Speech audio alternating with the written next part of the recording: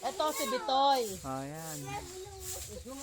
Si Bitoy, anak siya ni Jomar.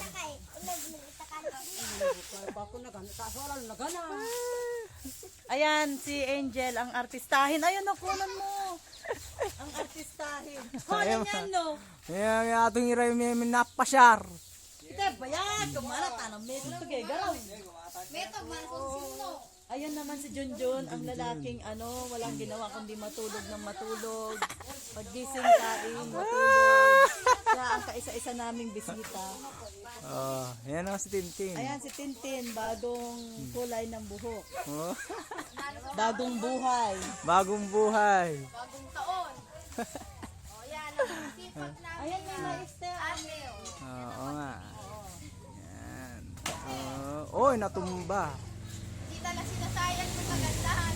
Mapatawanan.